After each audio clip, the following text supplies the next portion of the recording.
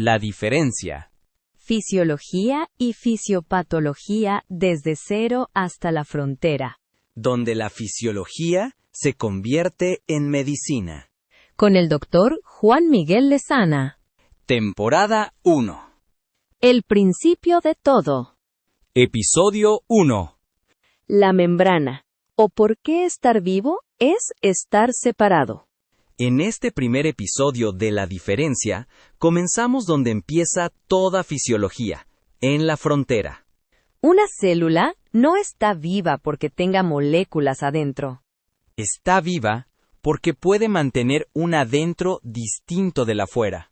Esa separación, sostenida contra la tendencia natural del universo al equilibrio, depende de una estructura de apenas unos nanómetros, la membrana celular. Estar vivo es mantener una diferencia. La membrana no es un envoltorio. Es la primera decisión de la vida. El corazón no muere por exceso de estimulación. Muere por silencio. Morir es dejar de pagar. Son las 4:20 de la madrugada. El laboratorio llama por teléfono a la unidad de terapia intensiva. Y eso, por sí solo, ya es una noticia.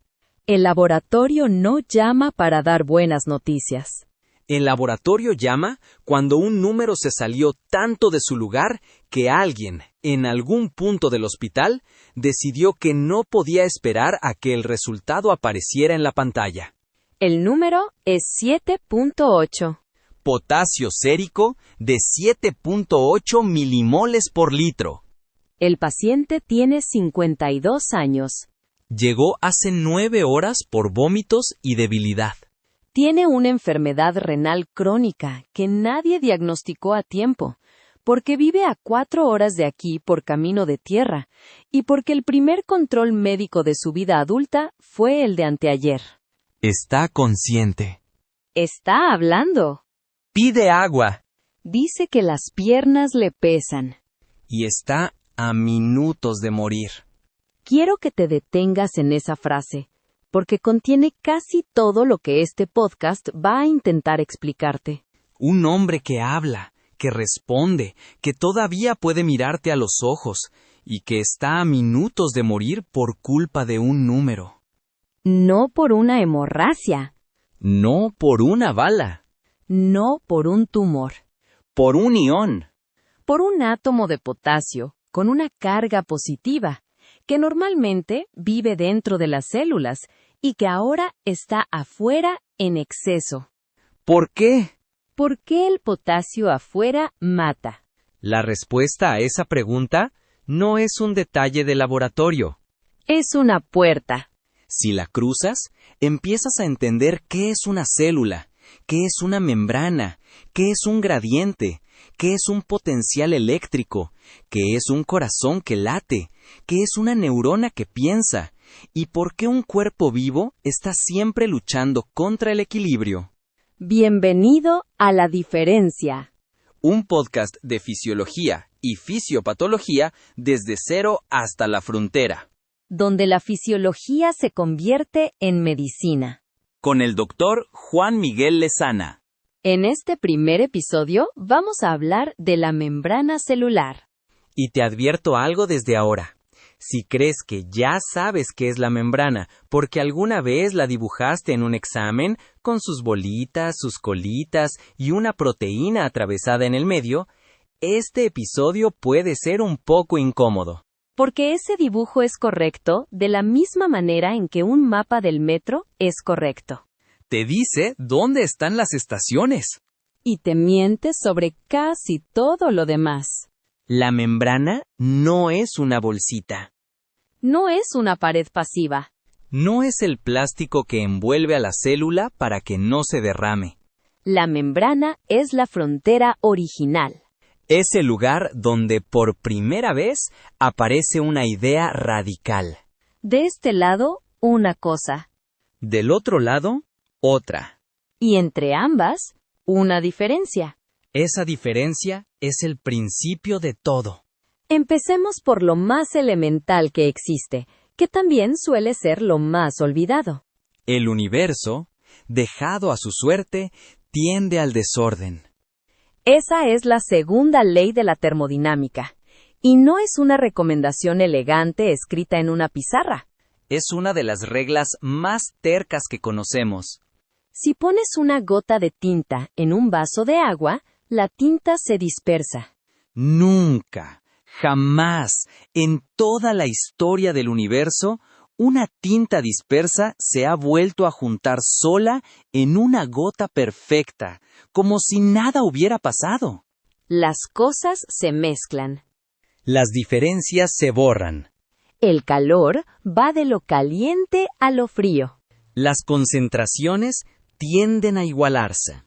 Todo camina hacia el promedio, hacia la uniformidad, hacia el equilibrio. Y aquí aparece la primera gran paradoja. Estar en equilibrio con el entorno es, para un ser vivo, la definición exacta de estar muerto. Un cadáver está en equilibrio. Un cadáver termina teniendo la misma temperatura que la habitación. Un cadáver pierde, poco a poco, la diferencia química entre adentro y afuera. Un cadáver ya no sostiene gradientes. Ya no bombea. Ya no separa. Ya no paga. La vida, en cambio, es un estado de desequilibrio mantenido a la fuerza. La vida es una diferencia sostenida contra la voluntad del universo, pagando energía por cada segundo de esa diferencia. Por eso este podcast se llama La Diferencia. Porque la fisiología entera puede entenderse como el arte de crear, sostener, utilizar y defender diferencias. Diferencias de concentración. Diferencias de presión. Diferencias de carga eléctrica. Diferencias de oxígeno. Diferencias de agua. Diferencias de calcio. Diferencias de sodio. Diferencias de potasio. Cuando la diferencia se sostiene, hay vida. Cuando la diferencia se altera, aparece la enfermedad. Cuando la diferencia se borra, llega la muerte. Pero para sostener una diferencia, hace falta algo previo. Una frontera. No puedes tener un adentro distinto del afuera si no tienes una línea que diga dónde termina uno y dónde empieza el otro. El primer acto de la vida, entonces, no fue la reproducción. No fue el metabolismo. No fue la información genética. El primer acto de la vida fue una separación. Una burbuja. Una frontera que dijo: de aquí para adentro, mando yo. Esa frontera es la membrana. Y lo verdaderamente hermoso, lo que todavía sigue siendo extraordinario, aunque los libros lo hayan vuelto aburrido por pura eficiencia criminal, es que esa frontera se construye sola. Para entender por qué, tenemos que hablar del agua. Porque la membrana no existe por sí misma. La membrana existe porque el agua la obliga a existir. El agua es una molécula polar.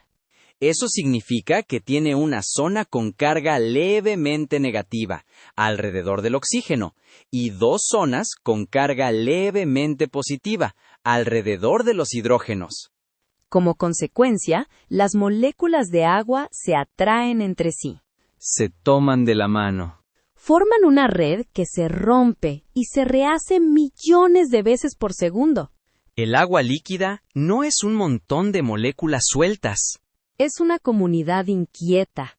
Ahora imagina que metes en esa comunidad una sustancia que no puede tomarse de la mano con nadie. Un aceite. Una grasa. Una molécula sin cargas. El agua no la rechaza porque le tenga antipatía. El agua no tiene emociones, afortunadamente, porque ya sería bastante incómodo tener que interpretar los sentimientos de una molécula. El agua la rechaza porque, para acomodarla, tendría que ordenar sus propias moléculas alrededor de ella en una especie de jaula. Y ordenarse cuesta entropía. Cuesta libertad. Entonces, el agua hace lo más económico. Empuja a todas las moléculas grasas juntas hacia un mismo rincón, para tener que construir una sola jaula grande en lugar de 1000 jaulas pequeñas. Eso es el efecto hidrofóbico. Y quiero que lo entiendas bien, porque es contraintuitivo. La grasa no se junta porque se quiera. La grasa se junta porque el agua quiere estar tranquila. Ahora viene la molécula clave. ¿Qué pasa si diseñamos una molécula de doble lealtad? Una molécula que por un extremo sea polar, cargada, amiga del agua. Y por el otro extremo sea puramente grasa, hidrofóbica, enemiga del agua. Una molécula con la cabeza en un mundo y las colas en otro. Esa molécula existe. Se llama fosfolípido. Un fosfolípido tiene una cabeza que contiene un grupo fosfato, con carga ávida de agua. Y tiene 2 colas de ácidos grasos, largas cadenas de carbono e hidrógeno, prácticamente incompatibles con el agua.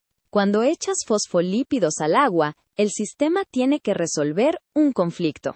Las cabezas quieren estar mojadas. Las colas quieren estar secas. Y ambas están unidas por un enlace que no se puede romper sin más. La solución que aparece espontáneamente, sin plano, sin arquitecto y sin comité administrativo, lo cual ya la hace superior a muchas instituciones humanas, es una lámina doble. 2 filas de fosfolípidos enfrentadas cola con cola. Las colas grasas quedan escondidas adentro, en un núcleo seco y aceitoso. Las cabezas polares quedan hacia afuera, mojadas por el agua de ambos lados. Eso se llama bicapa lipídica. Se arma sola. Y si la rompes, tiende a cerrarse otra vez, porque un borde abierto dejaría colas grasas expuestas al agua, y eso es termodinámicamente insoportable. Una bicapa lipídica prefiere curvarse hasta formar una esfera cerrada antes que dejar un borde. Detente ahí un segundo. La primera célula no necesitó que nadie fabricara una muralla. Necesito agua. Necesito moléculas anfipáticas. Y luego la física hizo el resto. Esa lámina, con un grosor aproximado de 5 nanómetros, unas 10.000 veces más delgada que una hoja de papel, es la razón por la que existe la biología. Ahora viene la consecuencia crucial. El núcleo interior de esa membrana, ese sándwich de colas grasas, es un mar de aceite. Y para cualquier molécula con carga eléctrica, ese mar es prácticamente intransitable. Piénsalo así. Un ion es una partícula cargada. En el agua está cómodo porque las moléculas de agua lo rodean, lo abrazan, neutralizan parcialmente su carga. A ese abrazo lo llamamos capa de hidratación. Para que un ion de sodio atraviese la membrana por sus propios medios, tendría que desnudarse. Tendría que soltar todas las moléculas de agua que lo acompañan y meterse solo, cargado y desnudo, en un ambiente de puro aceite que odia las cargas. El costo energético de esa operación es absurdo. No ocurre. Sencillamente no ocurre.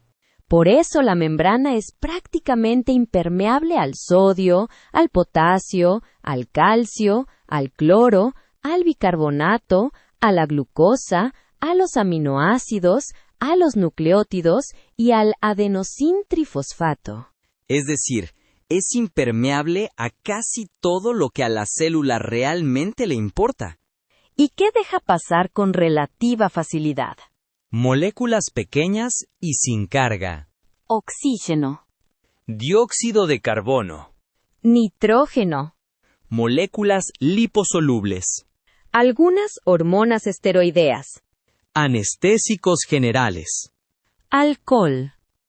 Agua, en cierta medida, aunque luego veremos que el cuerpo no se conformó con esa lentitud y construyó túneles especiales. Fíjate en la lista de los que pasan sin pedir permiso.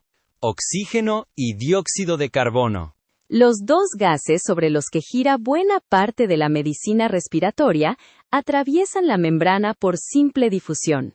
Sin transportador. Sin gasto. Sin negociación. Por eso, el oxígeno viaja de la sangre a la mitocondria, movido por gradientes de presión. Por eso, no existe un fármaco mágico que meta oxígeno a la célula. No hay puerta secreta que abrir. El oxígeno entra o no entra según la diferencia que lo empuja. Y punto.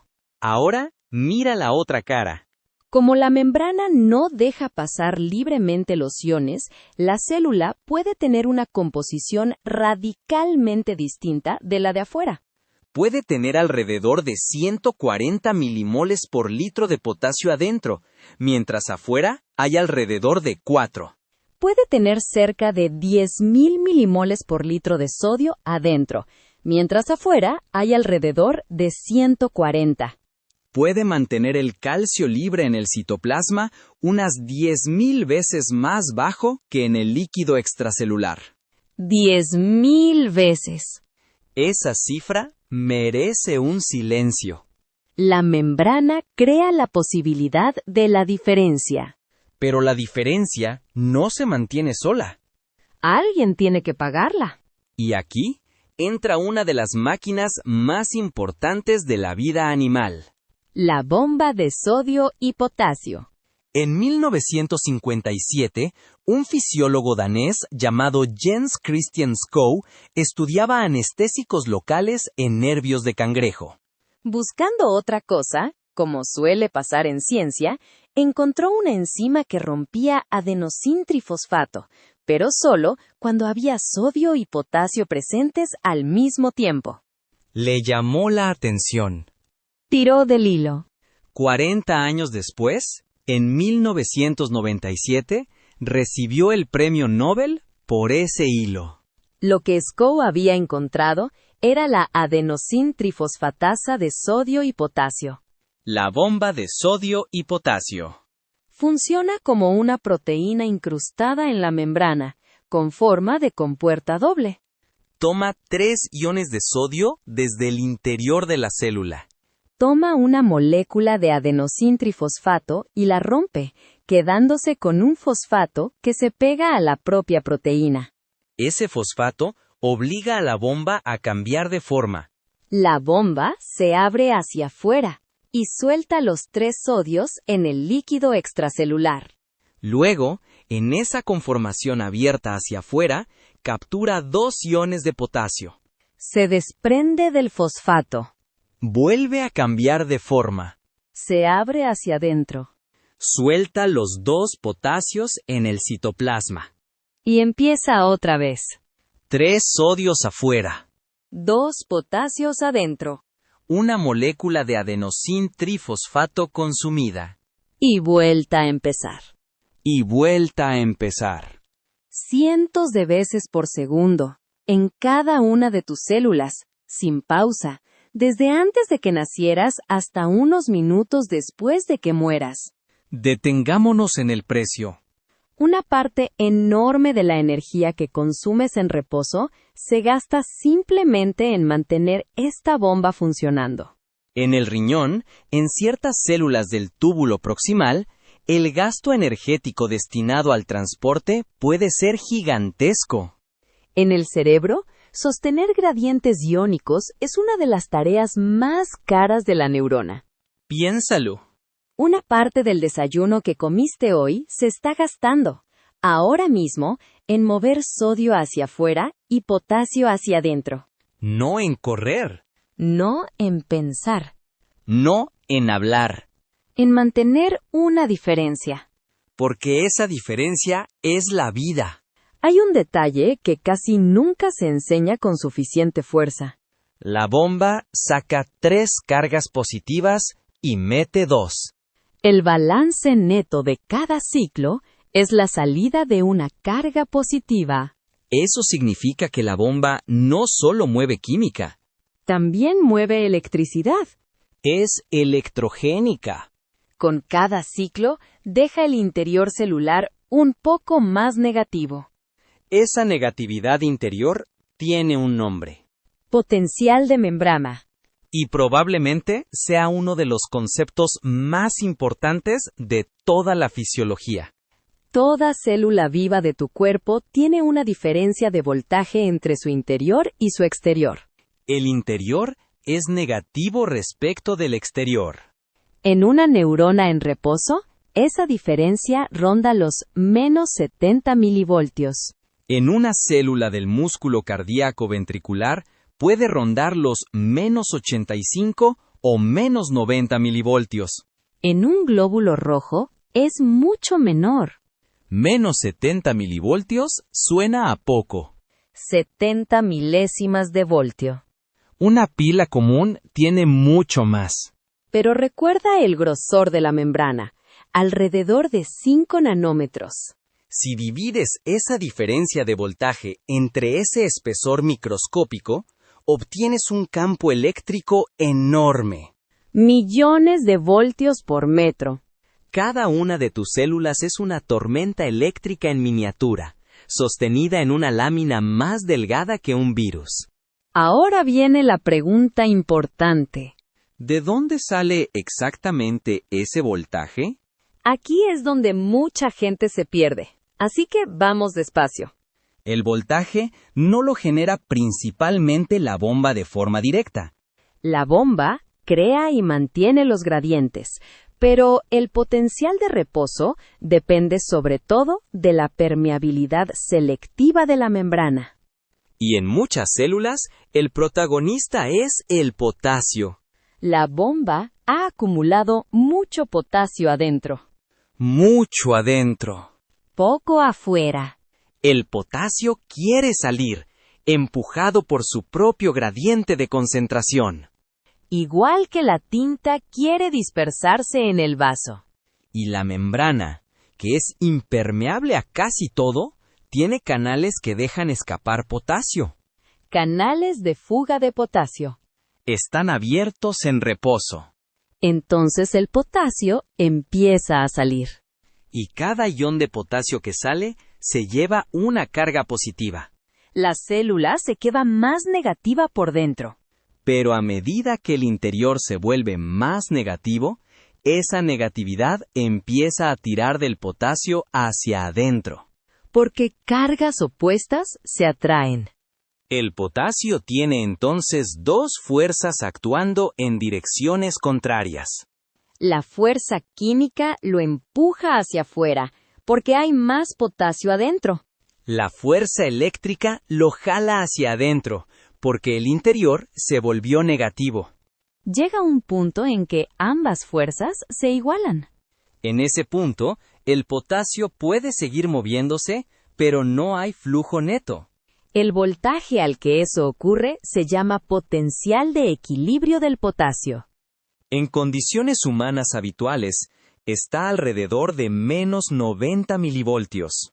Eso fue lo que describió Walter Nernst a finales del siglo XIX. No estaba pensando en una guardia de terapia intensiva. Estaba pensando en electroquímica. La célula, como siempre, obedecía la física antes de que nosotros le pusiéramos nombre. Si la membrana fuera permeable solo al potasio, el potencial de reposo estaría muy cerca de ese valor. Pero no lo es.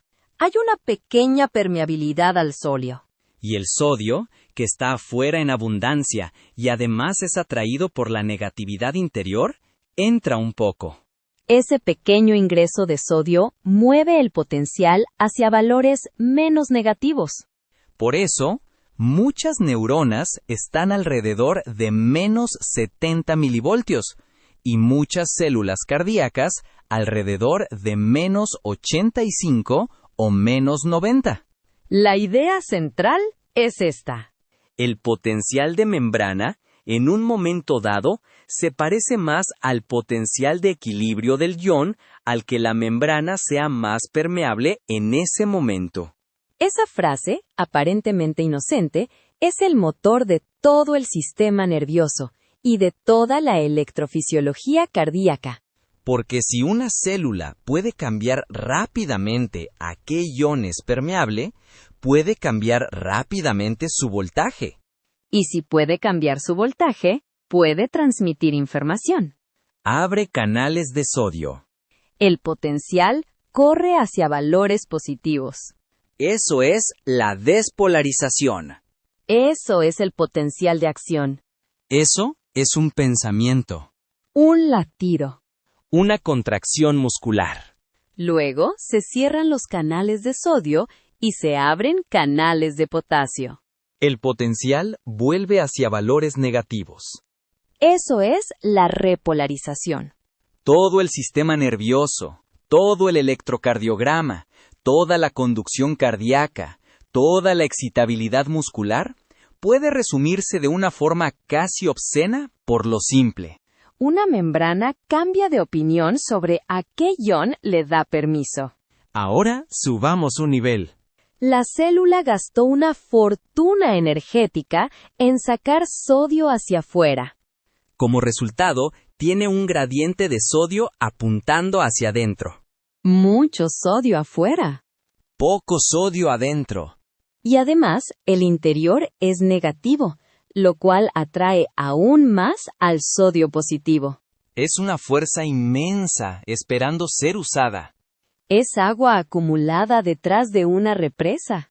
La evolución hizo lo que haría cualquier ingeniero sensato. Puso turbinas en la represa.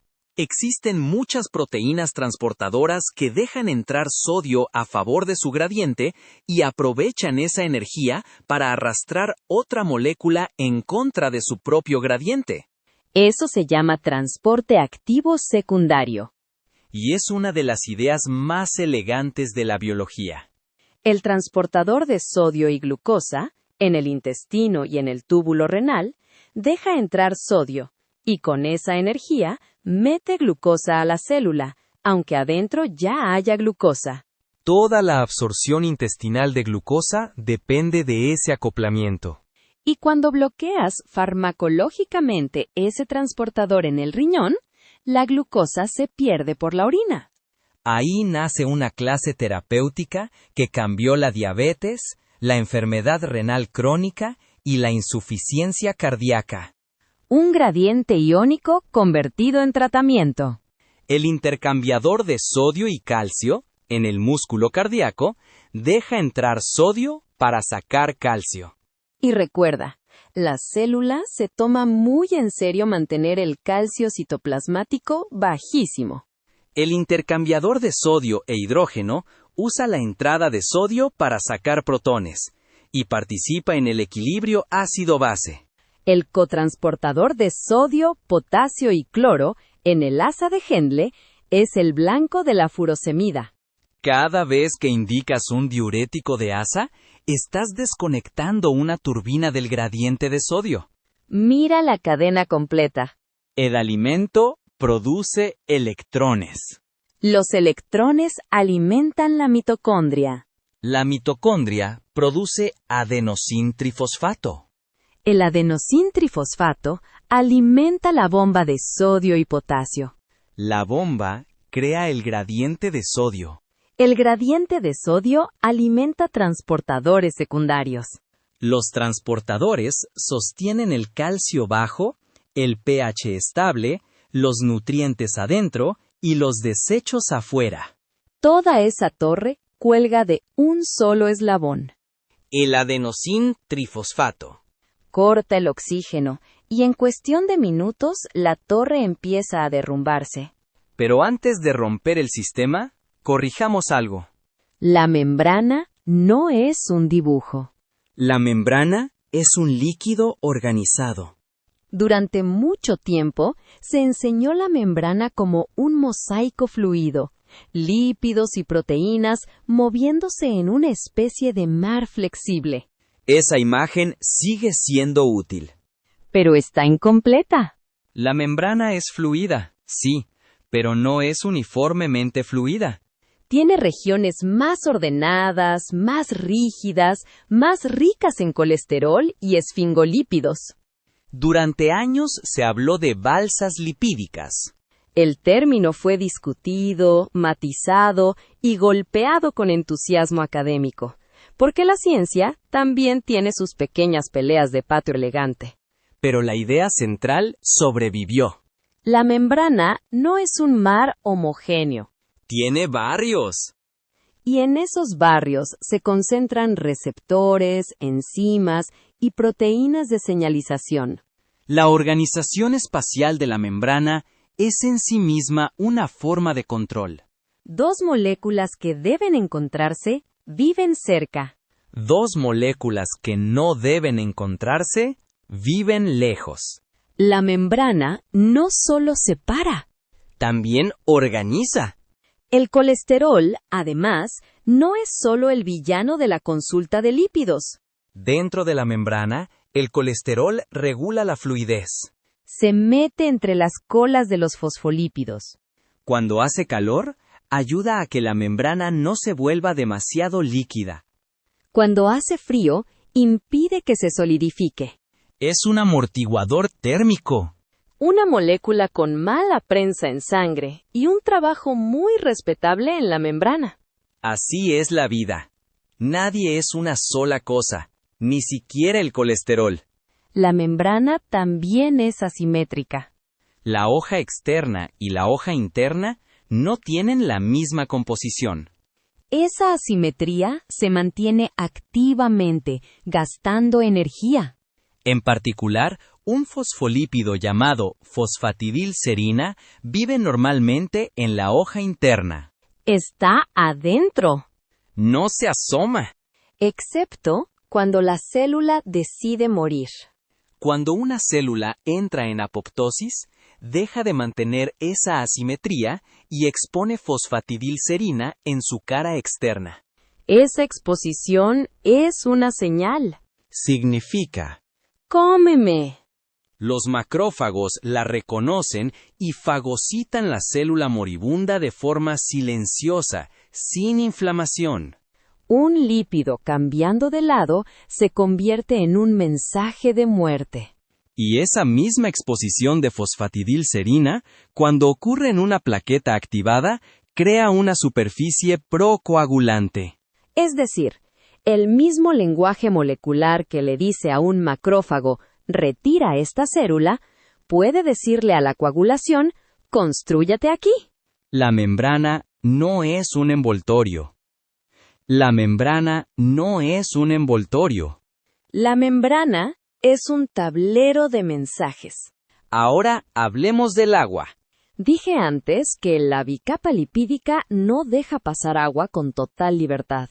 Eso es cierto para la bicapa desnuda. Pero el cuerpo resolvió ese problema con una familia de proteínas llamadas acuaporinas. Son túneles estrechísimos. Tan estrechos que el agua pasa en fila, molécula por molécula. Y tan selectivos que dejan pasar agua, pero no protones. Están en el riñón, donde la acuaporina 2 responde a la hormona antidiurética. Están en el cerebro, donde la acuaporina 4, concentrada en los pies de los astrocitos alrededor de los capilares, participa en el movimiento de agua y en el edema cerebral. El agua no se mueve porque alguien la empuje con una mano invisible. El agua se mueve hacia donde hay más solutos efectivos que no pueden cruzar. Eso nos obliga a distinguir dos palabras que se parecen demasiado y que, como muchas cosas que se parecen demasiado, han causado bastante daño. Osmolaridad. Tonicidad. La osmolaridad cuenta partículas disueltas. La tonicidad cuenta las partículas que no cruzan libremente la membrana y que por eso pueden arrastrar agua de manera sostenida. La urea, por ejemplo, puede elevar la osmolaridad medida, pero atraviesa membranas con facilidad y no sostiene un gradiente osmótico efectivo de la misma manera. El sodio, atrapado principalmente en el líquido extracelular, sí es un osmol efectivo central. Por eso, el sodio plasmático no es simplemente un indicador del sodio corporal. Es, sobre todo, una lectura de la relación entre agua y solutos efectivos. Una hiponatremia casi nunca significa que falte sal de manera simple. Significa que sobra agua libre en relación con los solutos. Y por eso, el cerebro sufre.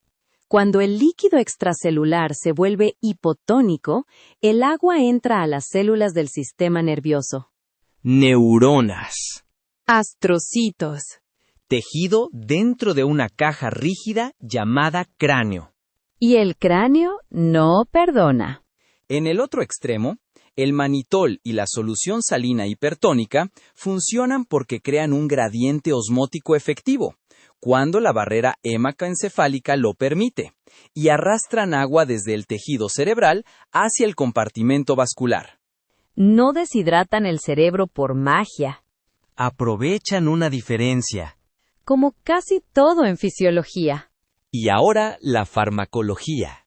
Una parte enorme de nuestros fármacos no actúa sobre órganos enteros como si fueran bloques de mármol. Actúa sobre proteínas de membrana. Los anestésicos locales bloquean canales de sodio dependientes de voltaje desde el interior, impidiendo que se genere el potencial de acción. Y aquí hay un detalle precioso. La forma no cargada del fármaco atraviesa mejor la membrana. La forma cargada bloquea mejor el canal desde adentro. En un tejido inflamado y ácido, más moléculas quedan cargadas antes de poder entrar. Por eso, la anestesia local puede fallar en un absceso. No es mala suerte. Es química de membrana. La digoxina inhibe la bomba de sodio y potasio. Al frenarla, sube el sodio dentro de la célula cardíaca. Eso reduce el gradiente disponible para el intercambiador de sodio y calcio. El intercambiador saca menos calcio. Queda más calcio dentro de la célula. Y la contracción aumenta. La digoxina produce parte de su efecto saboteando una bomba. Y su margen terapéutico estrecho, junto con su toxicidad aumentada por la hipocalemia, se entiende mucho mejor cuando recuerdas esa bomba. Antagonistas del calcio. Beta bloqueantes. Agonistas adrenérgicos. Opioides. Benzodiazepinas. Insulina. Diuréticos. Inhibidores del transportador de sodio y glucosa. Gran parte de la farmacología clínica consiste en conversar con proteínas incrustadas en una membrana. Cuando prescribes, muchas veces no estás tratando un órgano. Estás escribiéndole una carta a una membrana. Ahora viene la ruptura. El punto donde la fisiología se convierte en fisiopatología. Vamos a cortar el oxígeno. Segundo cero. Una arteria cerebral se ocluye. El flujo de sangre a un territorio cae por debajo del umbral crítico. Primeros segundos. El oxígeno disponible en el tejido empieza a agotarse. El oxígeno no se almacena de manera útil. La cadena respiratoria mitocondrial se detiene porque no tiene aceptor final de electrones. La producción de adenosintrifosfato colapsa. Queda la glucólisis anaerobia, que produce mucha menos energía y genera lactato. Primeros minutos. La bomba de sodio y potasio, que consume una gran parte de la energía neuronal, se queda sin combustible. Y cuando la bomba se detiene, el universo entra por la puerta. La diferencia empieza a borrarse. El potasio se acumula afuera. El sodio entra. El potencial de membrana se derrumba. A esto lo llamamos despolarización anóxica. Cuando ocurra de forma masiva, puede propagarse por el tejido como una ola de despolarización. Hoy sabemos que estos fenómenos de despolarización propagada participan en la expansión del daño en el infarto cerebral, la hemorragia subaracnoidea y el traumatismo cráneoencefálico. Pero lo peor no es solo el sodio. Lo peor viene con el calcio. Con el interior lleno de sodio y el voltaje derrumbado, el intercambiador de sodio y calcio puede dejar de funcionar en la dirección habitual. Incluso puede invertirse. Y entonces mete calcio. El calcio entra en un citoplasma que estaba diseñado para mantenerlo extremadamente bajo. Y el calcio, dentro de una célula, no es un visitante casual. Es una orden. Cuando entra sin control, activa fosfolipasas que dañan membranas. Proteasas que rompen estructuras internas. Endonucleasas que fragmentan material genético. Alteraciones mitocondriales que empeoran aún más la crisis energética. En la neurona, además, participa en la liberación masiva de glutamato y en la excitotoxicidad. Y luego llega el agua. El sodio no entra solo. Donde va el soluto, va el solvente. La célula se hincha. Eso es el edema citotóxico. No es agua escapando de un vaso roto. Es agua entrando a las células porque los gradientes se apagaron. Por eso, el edema citotóxico no responde como un edema vasogénico. No es el mismo problema. El edema vasogénico es una falla de barrera. El edema citotóxico es una falla energética de membrana. Contra una falla energética de membrana, el antiinflamatorio tiene poco que decir. Lo que hace falta es devolver el flujo. En ese sentido, la trombólisis y la trombectomía no son solo procedimientos vasculares. Son intentos de volver a encender una bomba. Volvamos ahora al nombre de las 4:20. Potasio sérico de 7.8. ¿Por qué mata? Recuerda de dónde venía el potencial de reposo. De la diferencia de potasio entre adentro y afuera. Mucho adentro. Poco afuera. Ahora el potasio afuera sube. La diferencia se achica. El gradiente se reduce. El potasio ya no tiene tanto empuje para salir. Y si el potasio sale menos, la célula no puede mantener la misma negatividad interior. El potencial de reposo se vuelve menos negativo. En una célula cardíaca, puede pasar de menos 85 hacia valores menos negativos. Al principio, uno podría pensar que eso hace a la célula más excitable. Y en parte, al inicio, sí. Pero el problema es más siniestro. Los canales de sodio dependientes de voltaje necesitan cierto estado eléctrico para estar disponibles. Si la membrana permanece despolarizada de forma sostenida, esos canales se inactivan. Dejan de responder. Entonces la conducción se vuelve lenta. El complejo del electrocardiograma se ensancha. La onda P puede aplanarse o desaparecer. La despolarización y la repolarización empiezan a confundirse. Puede aparecer un patrón sinusoidal. Y después, asistolia o fibrilación ventricular. El corazón no muere por exceso de estimulación. Muere por silencio. Muere porque sus células se vuelven inexcitables. Ahora entiende por qué el tratamiento de la hipercalemia sigue un orden que no es caprichoso. Primero, calcio intravenoso cuando hay inestabilidad eléctrica o cambios electrocardiográficos significativos. El calcio no baja el potasio. No lo elimina. No lo esconde. Lo que hace es estabilizar la membrana cardíaca y restaurar la distancia funcional entre el potencial de reposo y el umbral de excitabilidad. Es un parche eléctrico. Actúa rápido, Dura poco. pero puede comprar los minutos que separan a un paciente de una arritmia fatal. Segundo, insulina con glucosa y agonistas beta-adrenérgicos como el salbutamol. Estos empujan potasio hacia el interior de las células. No eliminan potasio del cuerpo. Lo redistribuyen. Lo esconden temporalmente. Compran tiempo. Tercero, eliminar potasio del organismo.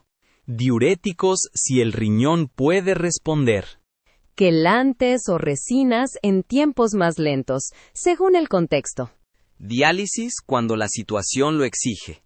Todo el algoritmo, ese que a veces memorizamos como una lista, es en realidad una sola idea repetida en 3 tiempos. Estabilizar. Redistribuir. Eliminar. Proteger la excitabilidad. Esconder el ión. Sacarlo del cuerpo. El hombre de 52 años vivió. Se dializó a las 6 de la mañana. Salió de la unidad días después y entró a un programa crónico de hemodiálisis. Se le diagnosticó una enfermedad renal que llevaba años avanzando en silencio, en un cuerpo que nunca tuvo acceso temprano a un control médico. Y eso no es un detalle menor. En una gran parte de América Latina, muchos pacientes conocen su enfermedad renal en una sala de urgencias, con un potasio de 7 y algo, un electrocardiograma amenazante y un catéter de diálisis urgente. La fisiología de la membrana es universal. El momento en que la conocemos, no. A veces, en nuestro mundo, aprendemos fisiología en la emergencia. Ahora llegamos a la frontera. Ese territorio donde el conocimiento todavía se está haciendo. Porque este podcast no quiere quedarse en el repaso bonito. Si has llegado hasta aquí y ya sabías casi todo, esta parte es para ti. Primero, el glicocálix. Sobre la cara externa de muchas células, especialmente en el endotelio vascular, existe un bosque de azúcares unidos a proteínas y lípidos. Durante mucho tiempo se trató como un adorno. Hoy sabemos que participa de forma central en la permeabilidad vascular, la mecanotransducción, la interacción con células sanguíneas y la respuesta inflamatoria. En sepsis, trauma y reanimación agresiva, el glicocálix puede dañarse. Y cuando se daña, la barrera vascular cambia. La fuga capilar no es solo una ecuación vieja de presión hidrostática contra presión oncótica. La membrana tenía una capa que no estábamos mirando bien. Segundo, la mecanotransducción. La membrana siente. No en sentido poético. En sentido molecular. Existen canales que se abren por deformación física, como los canales piezo. La membrana puede responder al estiramiento, a la presión, al flujo, a la tensión. Esto conecta la fisiología celular con temas enormes: el tacto, el llenado vascular, el estiramiento pulmonar, la presión arterial, la lesión inducida por ventilación mecánica. La membrana no solo escucha señales químicas. También escucha fuerzas. Tercero, la organización dinámica de la membrana. La vieja idea de una membrana homogénea está siendo reemplazada por una visión mucho más viva. Nanodominios. Proteínas que se agrupan y se separan. Citoesqueleto que crea compartimentos. Lípidos que modifican la señalización. La membrana se parece menos a una pared y más a una ciudad. Y cuarto, una pregunta fascinante. ¿Cuánta variabilidad clínica entre pacientes se explica por diferencias en la composición de sus membranas? Sabemos que la dieta modifica ácidos grasos de membrana. Sabemos que la temperatura, el alcohol, ciertos fármacos y algunas enfermedades cambian la fluidez. Sabemos que las células no tienen membranas idénticas en todos los tejidos ni en todos los estados clínicos. Pero todavía no usamos esa información de forma sistemática en la medicina cotidiana. Hay medicina esperando ahí adentro. Volvamos al principio. La segunda ley de la termodinámica dice que todo tiende al desorden, Que las diferencias se borran. que el universo camina hacia la uniformidad, Y sin embargo, aquí estás. un sistema de billones de células, Cada una manteniendo un adentro distinto del afuera. cada una sosteniendo campos eléctricos en una lámina diminuta. Cada una gastando energía para no parecerse a su entorno. Estar vivo no es una sustancia, No es un órgano. no es una molécula aislada, Estar vivo es un verbo. es la acción sostenida de mantener una diferencia contra la tendencia natural del universo. Y morir, en el fondo, siempre se parece a lo mismo. En la célula del hombre de las 4:20. En la neurona del infarto cerebral. En el cardiomiocito de la hipercalemia. Y algún día, muy lejos, en la última célula de cualquiera de nosotros. Morir es dejar de pagar. Es el momento en que la bomba se detiene. El sodio entra. El potasio sale. El voltaje se apaga. Y el adentro finalmente se convierte en el afuera. Todo lo que aprendamos de fisiología a partir de ahora será una variación sobre este tema. El corazón. El riñón. El pulmón. El cerebro. El equilibrio ácido-base. La respuesta inmune. La coagulación. La sepsis. La ventilación mecánica. Nada de lo que viene contradice esto. Todo lo que viene, lo desarrolla. Este episodio ha sido diseñado para entenderse por sí mismo. Pero si este recorrido te dejó con ganas de ver cómo estos mecanismos se convierten en decisiones clínicas bajo presión, Encontrarás un complemento natural en el cerebro del intensivista, donde muchos de estos mismos principios reaparecen en el paciente crítico, cuando el margen de error se vuelve pequeño y la fisiología deja de ser teoría. aquí, en la diferencia, seguiremos bajando a la raíz.